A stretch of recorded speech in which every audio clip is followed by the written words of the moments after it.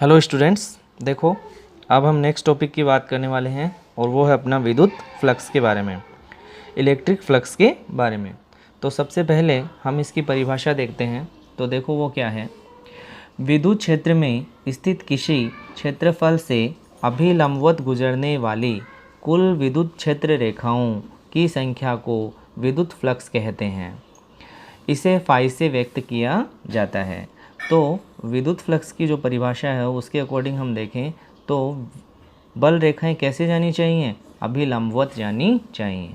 For example, जैसे अगर मैं कहूँ कि ये कोई अपने पास में सरफेस है और इसमें से अभिलंबवत ये बल रेखाएं जा रही हैं, ठीक है, ये बल रेखाएं जा रही हैं, तो बल रेखाओं की दिशा में ही होगा इलेक्ट्रिक फ्लक्स ई वेक्टर। एक होता है अपना एरिया वेक्टर, क्षेत्रफल सदिश, और क्षेत्रफल सदिश हमेशा सतह के लंबवत होता है ना। क्षेत्रफल कैसी राशि है, सदिश राशि है। तो क्षेत्रफल की जो दिशा होती है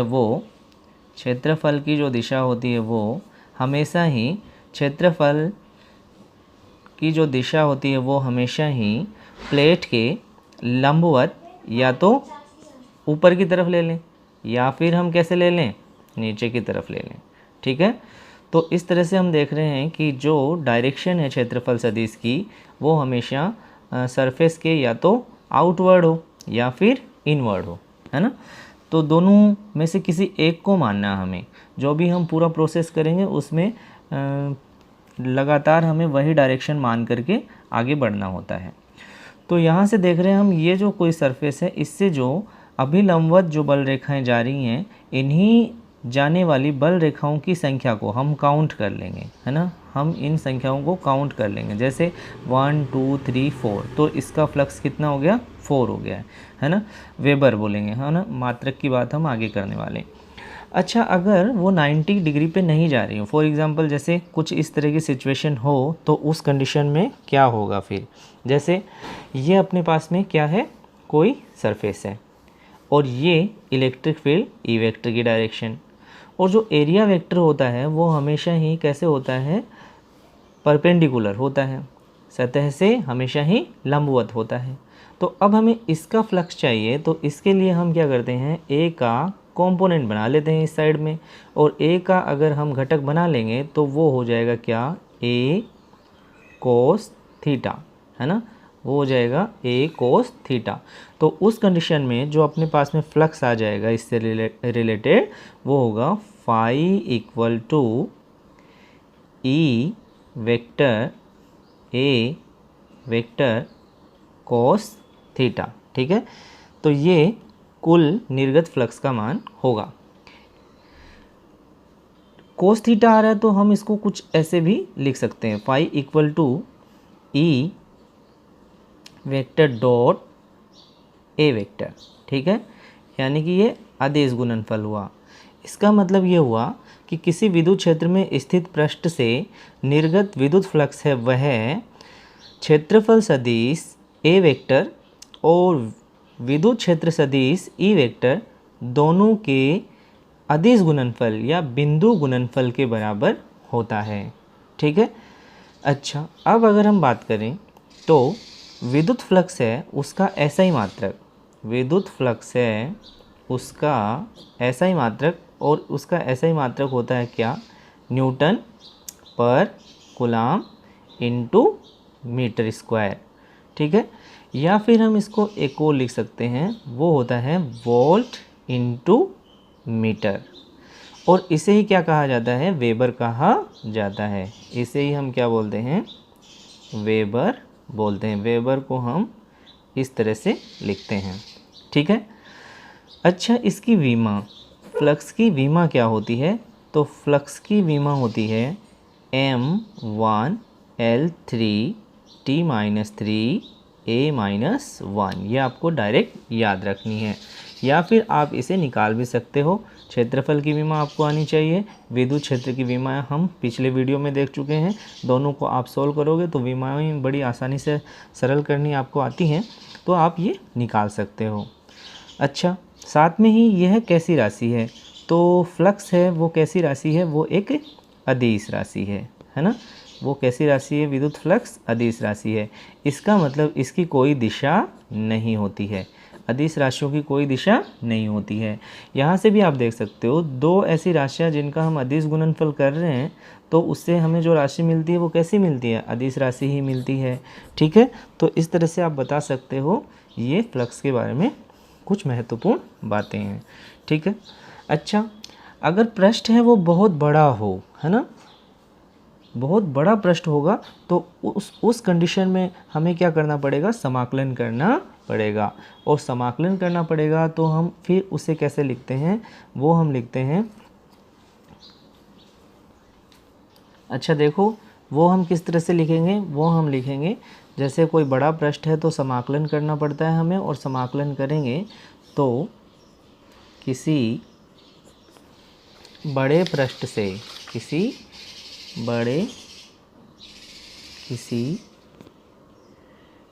बड़े पृष्ठ से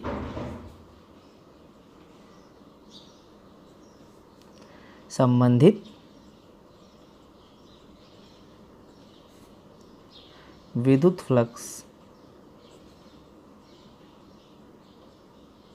और वो हम लिखते हैं कैसे, phi equal to integral of D phi, और वो हो जाता है integral E vector dot D S vector. अच्छा डी एस वेक्टर वो क्या है, वो अपना क्षेत्रफल सदिश है, वो अपना क्षेत्रफल सदिश है। इसे हम बोलते हैं क्षेत्रफल अल्पांश, क्षेत्रफल अल्पांश, यानी कि ये कुल क्षेत्रफल का एक छोटा सा पार्ट है। ठीक है, तो ये हो गया फाई इक्वल टू, अगर हम इसे और सोल्व करें आगे तो इंटीग्रल ई डी एस कोस थीटा। ठीक है, जहाँ थीटा है वो ई वेक्टर और डी एस वेक्टर के मध्य का कोण है। ठीक है, अच्छा अगर कोई पृष्ठ है वो बंद पृष्ठ हो, अगर कोई पृष्ठ है वो कैसा पृष्ठ है, बंद पृष्ठ है। ठीक है, ये तो बात हो रही थी कैसे पृष्ठ की, खुले पृष्ठ की, ये हम बात कर रहे थे खुले पृष्ठ की। और अगर कोई पृष्ठ है वो बंद पृष्ठ हो, बंद पृष्ठ हो तो फिर हम फ्लक्स कैसे लिखेंगे, तो फ्लक्स उस समय लिखेंगे तो हम इंटीग्रल के बीच में एक बड़ा सा वर्त बना देंगे, इस तरह से शून्य बना देंगे। ठीक है, ये किसके लिए लिखा हमने, क्लोज इंटीग्रल के लिए, इसको हम बोलते हैं क्लोज इंटीग्रल। तो ये हो गया ई vector dot D S vector. अच्छा हम इसको जो एरिया वेक्टर था ए वेक्टर, इसको हम काफ़ी बार एस वेक्टर भी लिख लेते हैं और ए वेक्टर भी लिख लेते हैं, और इसी के रिलेशन, इसी के अकॉर्डिंग आप देख सकते हो कि ए वेक्टर को हम डी ए वेक्टर या फिर एस के लिए लिखेंगे तो डी एस वेक्टर है वो लिख सकते हैं। ठीक है ना, तो ये बन गया अपने पास किसके लिए, बंद पृष्ठ के लिए। ठीक है, अच्छा देखो विद्युत फ्लक्स है वो किन किन चीज़ों पे डिपेंड करता है, किन किन भौतिक राशियों पे निर्भर करता है, तो इसके लिए हम 3 बातें करेंगे। सबसे पहली बात, जो विद्युत फ्लक्स है वो इलेक्ट्रिक फील्ड ई वेक्टर की क्या होता है, समानुपाती होता है। इसका मतलब हुआ इलेक्ट्रिक फील्ड लाइन बढ़ेंगी तो फाई का मान भी बढ़ेगा। सपोज दैट एक तो ये इलेक्ट्रिक फील्ड है, ठीक है, इसको मान लिया हमने ई वेक्टर। एक दूसरा और पास कर दिया मैंने लाइनों को, और पास हो जाएगा, इसका मतलब ये हम देख रहे हैं ई डैश है, और निश्चित रूप से ये लाइनें अधिक पास हैं, तो ई डैश है वो ग्रेटर देन होगा किससे, ई से। ठीक है, तो मेरी बात आप समझ रहे होंगे। तो सीधा अगर हम कहें तो फ्लक्स है वह इलेक्ट्रिक फील्ड के क्या होता है, समानुपाती होता है। इलेक्ट्रिक फील्ड की वैल्यू बढ़ेगी तो उस कंडीशन में फ्लक्स का मान भी बढ़ेगा। सेकेंड लेते हैं, सेकेंड कहें तो इलेक्ट्रिक फ्लक्स है वो एरिया वेक्टर के भी क्या होता है, समानुपाती होता है। यानी कि जितने अधिक क्षेत्रफल में से फ्लक्स रेखाएं गुजरेंगी उतना ही अधिक फ्लक्स भी होगा। जैसे अगर छोटे एरिया में से जा रही हैं फ्लक्स रेखाएं तो फ्लक्स कम होगा, और अगर बड़े एरिया में से जा रही हैं, तो उस कंडीशन में फिर फ्लक्स भी क्या होगा, अधिक होगा। थर्ड बात करते हैं। थर्ड है अपना जो फ्लक्स की वैल्यू है वह है ई वेक्टर और ए वेक्टर के मध्य कोण पर भी निर्भर करती है ना। इन दोनों के कोण के ऊपर भी डिपेंड करती है, और कोण के ऊपर डिपेंड किस प्रकार से करती है वो हम देखते हैं। देखो, अच्छा देखो, फर्स्ट केस में अगर हम देखें तो ये अपने पास में क्या है, कोई क्षेत्रफल सदिश है, और ये डायरेक्शन ले ली हमने इससे लंबवत बाहर की तरफ, यानी कि ये हो गया अपना ए वेक्टर। इलेक्ट्रिक फील्ड की डायरेक्शन है वो भी हमने ले ली इसी तरफ, यानी कि इस कंडीशन में थीटा कितना बन रहा है अपने पास में, 0 डिग्री बन रहा है। और फॉर्मूले के अकॉर्डिंग अगर हम देखें तो फ्लक्स हो गया अपने पास फाई इक्वल टू ई ए कोस 0, और कोस 0 1 हो गया, यानी कि फाई बराबर हो गया ई ए। ठीक है, इस कंडीशन में जो फ्लक्स होगा वो फ्लक्स कैसा फ्लक्स होगा, मैक्सिमम फ्लक्स होगा। ठीक है, साथ में ही इसे हम कैसा बोलेंगे, एक बात ये मैक्सिमम होगा, सेकेंड साथ में ही हम इसे क्या कहेंगे, धनात्मक फ्लक्स, है ना।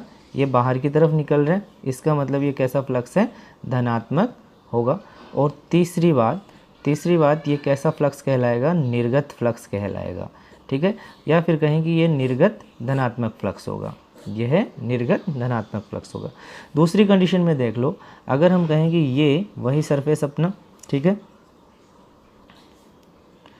और ये हो गया एरिया वेक्टर ए वेक्टर है, ये हो गया अपना इलेक्ट्रिक फील्ड ई वेक्टर है। यहाँ थीटा कितना बन रहा है दोनों के बीच में, 90 डिग्री, यानी कि फाई हो गया ई ए कोस 90। कोस 90 कितना होता है, 0, यानी कि फ्लक्स की वैल्यू भी कितनी हो गई है, 0 हो गई है। इस कंडीशन में जो फ्लक्स है वो अपने पास में कैसा होगा, शून्य होगा, है ना, कैसा होगा, शून्य होगा। अच्छा, तीसरी कंडीशन देखते हैं थर्ड में हमने क्या किया, इसको 180 घुमा दिया। इलेक्ट्रिक फील्ड की डायरेक्शन तो हम बार बार वही रख रहे हैं, है ना, इलेक्ट्रिक फील्ड की डायरेक्शन है वह तो बार बार वही रख रहे हैं, लेकिन एरिया वेक्टर है वो अब की बार 180 घूम गया। देखो यहाँ पे ए बी नीचे की तरफ है, सी डी ऊपर की तरफ है, हमने इसको घुमाया, है ना, रोटेट किया तो घूम करके ए बी ऊपर चला गया और सी डी नीचे आ गया, है ना। तो उस कंडीशन में एंगल कितना बना, एंगल बना 180। तो फ्लक्स हो गया अपने पास में फाई इक्वल टू ई ए कोस 180। कोस 180 कितना हो जाएगा, -1, यानी कि ये हो गया माइनस का ई ए, अपने पास में ये क्या बन गया, माइनस का ई ए बन गया। इस कंडीशन में अपने पास में फ्लक्स है वो कैसा आ रहा है, नेगेटिव आ रहा है, यानी कि कैसा है, ऋणात्मक फ्लक्स है। साथ में ही ऋणात्मक फ्लक्स कैसा फ्लक्स होता है, प्रवेशित फ्लक्स होता है। कैसा फ्लक्स होता है, प्रवेशित फ्लक्स होता है। ठीक है, तो इस तरह से हमने तीनों के लिए अलग अलग देखा है। जो फ्लक्स बाहर की तरफ निकल रहा है वो निर्गत फ्लक्स होता है, साथ में ही पॉजिटिव लिया जाता है उसको, और जो फ्लक्स प्रवेश कर रहा है अर्थात वो कैसा होगा, ऋणात्मक होगा।